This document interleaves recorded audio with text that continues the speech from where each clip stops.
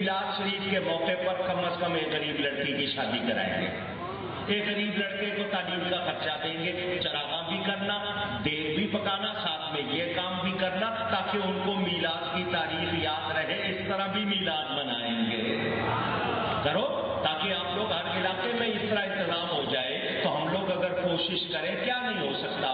آؤ میلاد کے حوالے سے دوسری بات، بس اس کے بعد انشاءاللہ تقریر ختم کروں گا، سمیٹتا ہوں، آخری جملے نہیں ہیں لیکن آخری باتوں پہ آ رہا ہے۔ سنیں، کتاب کا نام الدر الثمین فی مبشرات النبی الامین، لکھنے والے جناب شاہ ولی اللہ محدث دہلوی رحمۃ اللہ علیہ۔ دوسری کتاب انفاس العارفین، اصل فارسی میں اردو ترجمہ ہو چکا، دونوں کتابیں ان لوگوں کی، چھاپی بھی انہوں نے میرے پاس موجود ہے۔ مجھ سے بہت چڑھتے ہیں، کہتے ہیں ہماری کتابوں کے حوالے دیتا ہوں، چڑھتے کیوں؟ مجھے کمیشن دیا کرو، تمہاری ایڈورٹیزمنٹ کر رہا ہوں، شہرت کر رہا ہوں، تمہارے بڑوں کے نام بھی لے رہا ہوں، ان کی کتابوں کے بھی نام لے رہا ہوں، تمہیں تو کمیشن دینی چاہیے۔ ناراض ہوتے ان کے حوالے کیوں دیتا ہوں؟ تاکہ یہ بھی مان لے، اڑی نہ کریں۔ یہ اڑی اچھی چیز، اڑی اچھی چیز جانتے ہیں نا، اڑی جو بھی اڑی کرتا ہے نا وہ بہت مسئلہ بنتا ہے۔ کچھ جانور ہوتے ہیں نا اڑی کرنے والے، ایک جانور بڑا مشہور ہے اڑی کے لیے، جانتے ہیں نا، گدھا کہتے ہیں اس کو۔ آپ آگے کھینچے وہ کہاں جاتا ہے؟ پیچھے، آگے کھینچے وہ پیچھے۔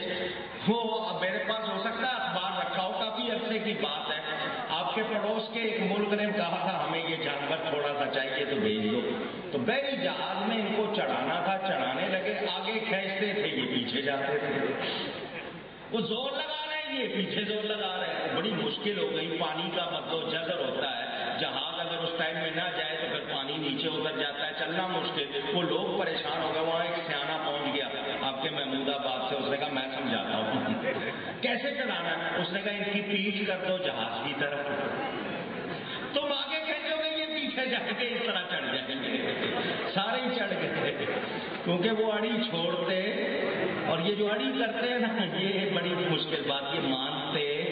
ان کے گھر کے حوالے دے رہا ہوں۔ شاہ صاحب لکھتے ہیں، سنو، کتابوں کے نام بتائے میں نے، شاہ صاحب کی کتابوں میں موجود، میں نے یہ دونوں حوالے بھی اپنی اس کتاب میں لکھے۔ سنیں سنیں، میرے والد صاحب نے برکات میلاد شریف اپنی کتاب میں نقل کیے۔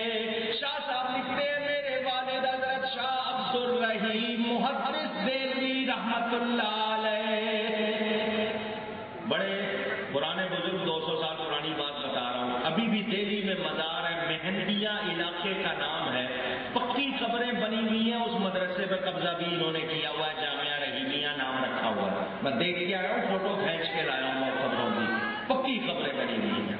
یہ شاہ صاحب اور یہ شاہ ولی اللہ وہ ہے کہ بد صغیر کے اکثر علماء کی جو سند ہوتی ہے نا عالم بننے کی، اس میں ان کا نام لکھا ہوا ہے، اتنے بڑے عالم ہیں۔ وہ لکھتے ہیں، میرے والد ہر سال میلاد مناتے تھے، ہر سال نہیں، مزہ نہیں آ رہا، آواز لگائیں، ہر سال۔ یہ کیوں میں نے آپ سے کہلوایا؟ ان سے کہو اگر ہم پر فتوا لگاتے ہو تو پہلے فتوا شاہ ولی اللہ پہ لگاؤ، پتا چل جائے گا نا کتنے سچے ہیں۔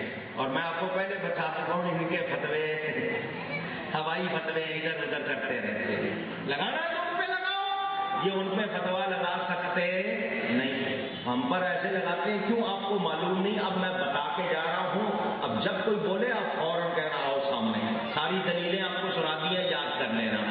شاہ صاحب فرماتے ہیں، میرے والد ہر سال میلاد شریف کے مہینے میں میلاد مناتے تھے، کیا ہوتا تھا؟ مجلس ہوتی تھی، ذکر میلاد، درود و سلام، بعد میں لوگوں کو کھانا کھلایا جاتا تھا۔ کیا کھلاتے تھے؟ اونچی، یہ اس کھانے کو بھی غلط کہتے ہیں، افسوس تو اس بات کا ہے اس کو غلط بھی کہتے ہیں اور پھر کھا بھی جاتے ہیں۔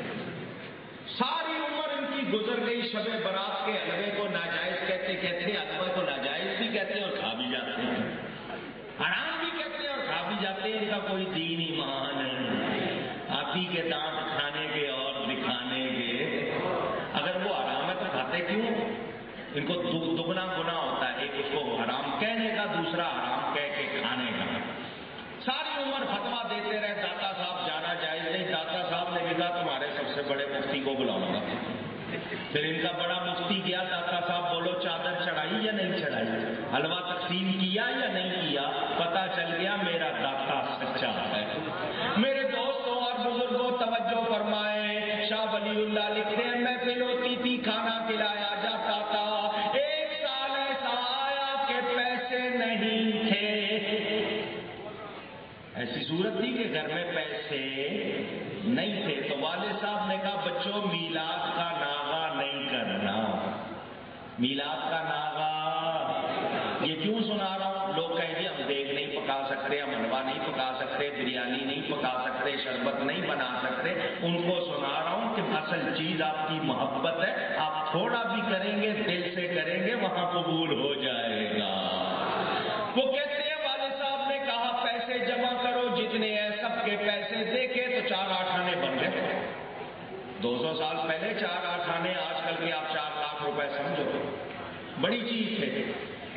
ایک پیسے کا جو چنے لے آتے تھے نا, پورا آدمی کھاتا تھا تو اس کا پیٹ بچ جاتا تھا, چنے بچ جاتے تھے.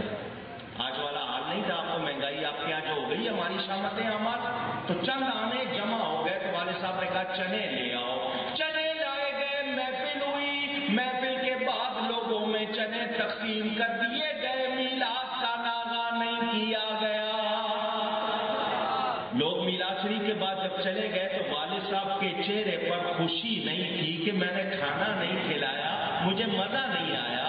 مزہ ہوتا کہ میں جتنا ہر سال کھانا کھلاتا تھا آج بھی کھلاتا. تو صرف چنے تقسیم کیے, میلاد تو کر لیا ہے, مگر وہ مزہ نہیں آیا. انہوں نے رات کو خواب دیکھا, حضور صلی اللہ علیہ وسلم کا دربار لگا ہوا ہے. حضور کے سامنے طرح طرح کی نعمتیں رکھی ہیں. ایک پلیٹ میں بنے ہوئے چنے بھی رکھے ہیں. حضور مسکرا کے دیکھ رہے ہیں اور زبان حال سے فرما رہے ہیں عبدالرحیم جو محبت سے چنے بیچے وہ بھی قبول ہے. یہ ان کے گھر کی بات سنا رہا ہوں. پتا کیا چلا, میلاد منانے والے کو کیا ملتا ہے. ابو لہب نے سویبہ کو آزاد کیا. ہم میلاد منائیں گے, جہنم سے آزادی ملے گی یا نہیں ملے گی؟ مجھے ضرور ملے گی. اور پھر مختصر بھی کرو, تھوڑا بھی کرو تو قبول ہے, مگر محبت سے کرو. محبت سے میلاد مناؤ. اللہ تعالیٰ توفیق دے.